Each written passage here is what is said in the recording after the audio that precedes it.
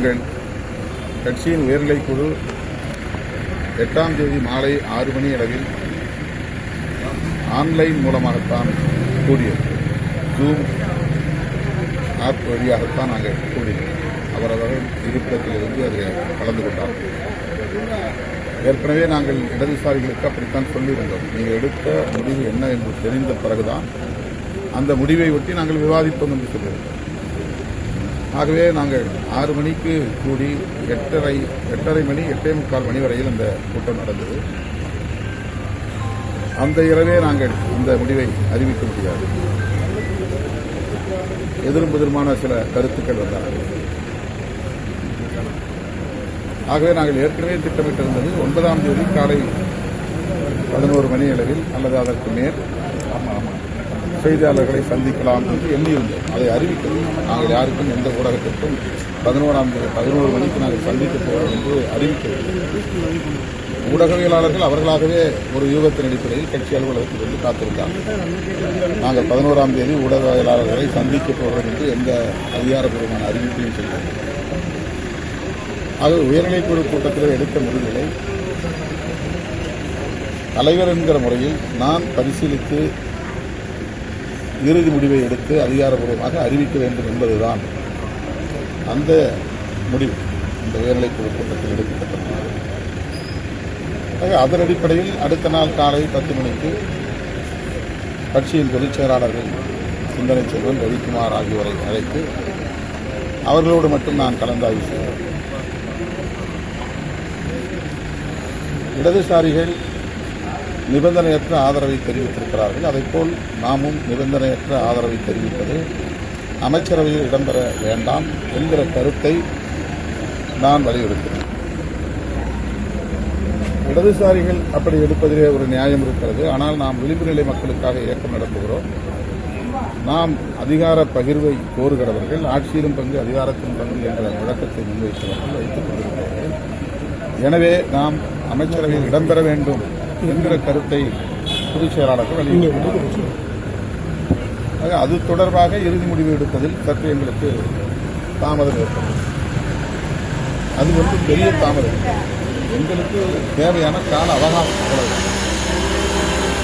நாங்கள் அதிகாரபூர்வமாக அறிவிக்காத நிலையிலும் 11 மணிக்கு ஊடகவியலாளர்கள் வந்துவிட்டதனால் இது தாமதம் என்கிற ஒரு தோற்றத்தை அவர்கள் ஏற்படுத்தினார். நாங்கள் அழைக்கவில்லை. ஊடகவியலாளர்களாகவே வந்து அமர்ந்து காத்திருந்தார்கள்.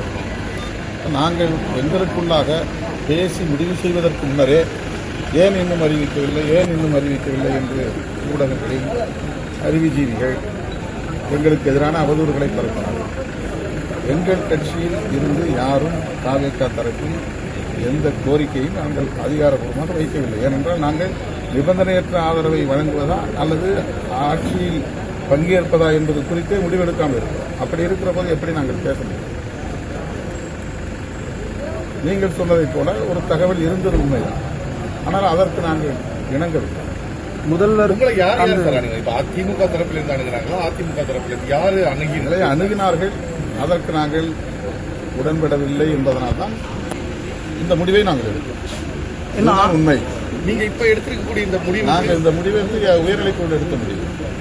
அமைச்சர்கள் பங்கேற்பதா கூடாதா என்பது குறித்த விவாதம் தான் 11 மணிக்கு மேல் நடந்தது. இரண்டாவது, தாவேகாவுக்கு நாங்கள் ஆதரவு தெரிவித்தாலும் கூட சட்டமன்ற உறுப்பினர்கள் கையெழுத்து போடலாம்.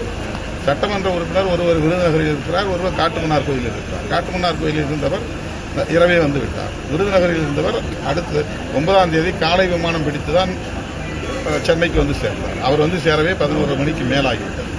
நான் எங்கேயோ ஒரு இடத்தில் இருந்தேன். அவர் என்னை தேடி வருவதற்கே மதியம் 1 மணிக்கு மேலாகிவிட்டார். கிட்டத்தட்ட 2 மணி தான் அவர் வந்து சேர்ந்தார். அப்போ சட்டமன்ற உறுப்பினர்களே இல்லாமல் நான் எப்படி கையெழுத்து போடுவேன்? அதை அதிகாரப்பூர்வமாக எப்படி அறிவிப்பது? ஆக கட்சி நடத்துகிறவர்களுக்குத்தான் தெரியும் ஒரு முடிவை எடுப்பது, அதுவும் நெருக்கடியான நேரத்தில் எப்படி முடிவை எடுப்பது, எல்லோரையும் சமாதானப்படுத்துகிற அளவுக்கான ஒரு முடிவை எடுப்பது.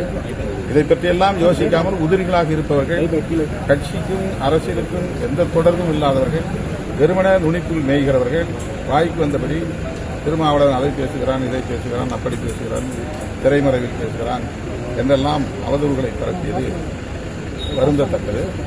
நாங்கள் உயர்நிலைக்குழு முடிவை எடுத்தாலும் கூட டிவிகேவுக்கு சப்போர்ட், அவ்வளவுதான். ஆனால் அதை அமைச்சரவையில் பங்கேற்று ஆதரவு தெரிவிக்கிறதா, வெளியிலிருந்து ஆதரவு தெரிவிக்கிறதா, இந்த முடிவை எங்களால் அந்த ஆன்லைன் கூட்டத்தில் எடுக்க முடியும். அது பொறுப்பதாக தலைவர் முடிவு எடுக்கிறார்.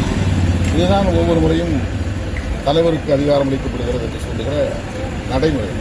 ஏனென்றால் ஒரு குழப்பமான நிலை இருக்கிறது. தலைவர் என்ன முடிவு எடுத்தாலும் அதை நாங்கள் ஏற்றுக்கொள்கிறோம் என்று கடைசியாக சொல்வார்கள், முன்னணி தெரிவிப்பார்.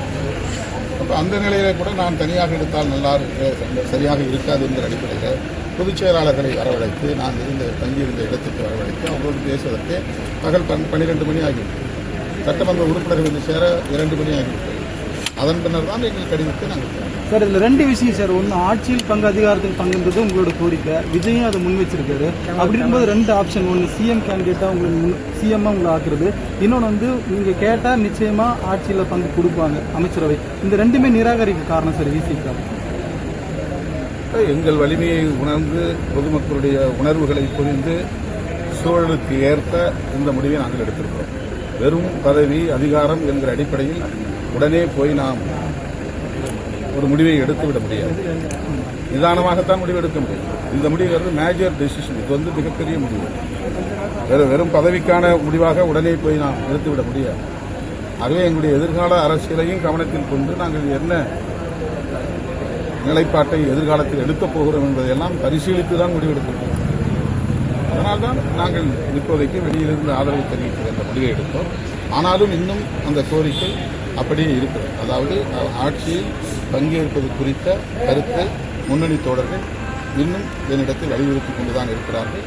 நான் இன்னும் ஒரு தீர்மானகரமான முடிவுக்கு அந்த நிலைப்பாட்டில் வரவில்லை. நீங்க இந்த முடிவுக்கு தள்ளப்பட்டது பின்னாடி இருந்து உங்களை சொல்றாங்க, வெளியில இருந்து ஆதரவு கொடுங்க அழுத்தம் சொன்னதுனால திமுகங்கிறது யாரோ கிடையாதுங்க, அவங்க எங்க கூட்டணி தானே. நாங்க திமுக கூட்டம் தானே இருந்தோம். நாங்க திமுக கூட்டம் கொஞ்சம் அந்த திமுக ஒரு கருத்து சொல்லுங்க. திமுக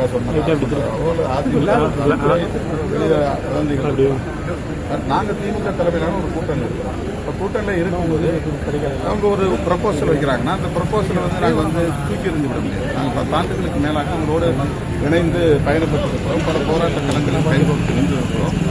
எனவே அந்த கூட்டணியில் இருந்து கொண்டே ஆட்சி அமைப்பதற்காக மட்டும் எங்கள் ஆதரவை நல்குகிறோம் என்றுதான் நான் 9ஆம் தேதி மாலை 5 மணி அளவில் ஊடகவியலாளர்களை சந்தித்த போது கூறினேன். ஒரு கூட்டணியில் இருந்து கொண்டே இன்னொரு கட்சிக்கு குடியரசுத் தலைவர் ஆட்சி வந்துவிடக்கூடாது என்கிற அடிப்படையில் ஒரு ஆதரவை நல்கியிருக்கிறோம். அவ்வளவுதான். அமைச்சரவையில் இடம்பெற்றால் நாங்கள் கூட்டணியை மொத்தமாக திமுக கூட்டணியிலிருந்து வெளியேறுகிறோம் என்று அந்த முடிவை எடுப்பதா இல்லையா என்கிற ஒரு எங்களுக்குள்ள இருக்கிற ஒரு நேர்வு. ஆக அது தொடர்பாக விவாதிப்பதற்கு எங்களுக்கு கால அவகாசம் தேவைப்படாத எதுக்காக வந்து இவ்வளவு தூரம் இழுபறி பண்றாங்க, ஏன் வந்து தாமதப்படுத்துறாங்க, இவங்க எதுவும் ஒரு திரைமறைவில் பேரம் பேசுறாங்க, அதெல்லாம் எதுவுமே கிடையாது. இந்த மாதிரி எந்த பேச்சுவார்த்தை நடத்துறது எங்களுக்கு அவங்களோட எந்த அக்சஸும் கிடையாது.